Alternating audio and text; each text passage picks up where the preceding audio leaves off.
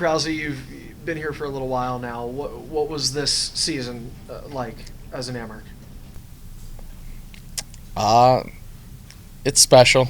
I'd say the group of guys that we have and have had here over my this is now my third season. All those teams and especially this one, it's a special group, and being able to enjoy coming to the rink every day and spend time with guys outside the rink and have that camaraderie. It was a special group.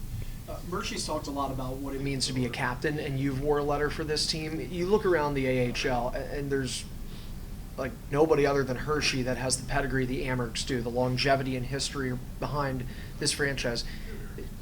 That isn't lost on you, I take it. I mean, what does that mean to wear a letter for this kind of organization? Yeah, like you said, just the history that comes with it, and it's just such an honor, I feel like, and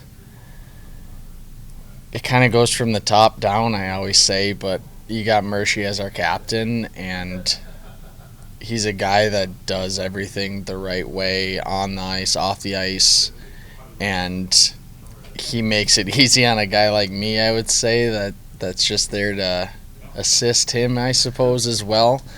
But you just follow a guy in his footsteps like that, and hopefully I can help and be able to mentor some of the younger guys as well, and being the only one as a defenseman, I would say try to take that on more from the back end standpoint.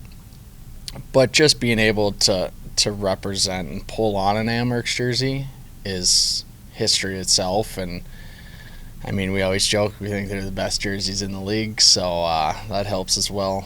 But just a great honor. It's a great organization, great people, and that's what makes it fun to come to the rink.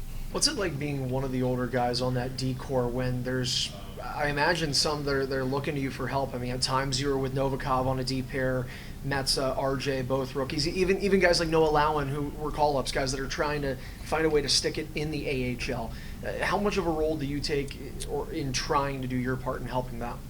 Yeah, I think for anybody, you just want that comfortableness. I know coming into the league when I was younger, any amount that you can start to feel comfortable, and that just allows you to play your own game. Everybody's a great player. They wouldn't be in this league if not, and everybody's trying to get to the next level, wherever it is. So just bringing that steadiness, I would say, and trying to, have that comfortability when you're playing with, whoever it is. A lot of that just comes with, engaging, communicating, and I've had those mentors for me, and I know that plays a big part in it. So anytime you can, if you have a new partner or any of that stuff, anytime you can bring them in, engage them, talk with them, that translates to the ice, and at the end of the day, it benefits everybody. We've talked already about the organization. Feel like you have to include the fans, like a Game 4 in Syracuse, a sellout in Game 5 here. What has it meant to play in front of this fan base? It's crazy. By far, best fan base of showing up on the road, at home. It's elite. Going into Syracuse, obviously we got it years past, and it's almost to come where I expected it this year a little bit. And they didn't disappoint, obviously, and rallying behind us in Game 4. That's huge. Anytime you can get road fans and loud ones at that, it's awesome. And then coming in the next week, knowing and hearing that it's already sold out, like a week out almost, it gets the juices flowing, and that's playoff hockey, and obviously wish we could have treated them a little better here on home ice, but just goes to show what type of fans we have here and this community. It's special. They buy in, and that's our mentality too, is, as a team, we want to give them the best product and always compete, never give up, all those things, and they deserve it. What are some of the, I'm sure Game 4 is one of them, but some other individual memories that stick out from this season? Ooh. I think going, game-wise, obviously Game 4.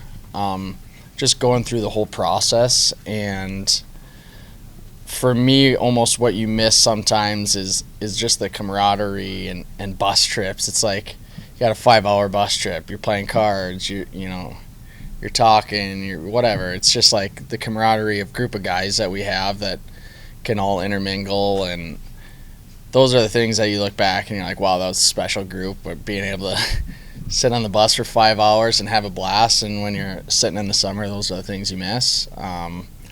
There's tons of things on the ice, but you just want to keep playing. Speaking of the summer, have any plans for your off season? Any fun stuff? Any rehab stuff? When you plan on getting back on the ice? Nothing set in stone. Probably obviously take a little time off. Get back on the ice probably in a month or so. We'll see. Kind of play it by ear how I'm feeling. Other than that, in summer, just kind of spend time with the family. I got the brother-in-law's getting married, so I got to get ready for that. Play a little golf, do a little fishing, but just kind of relax, recharge the batteries, and show up for another year, hopefully.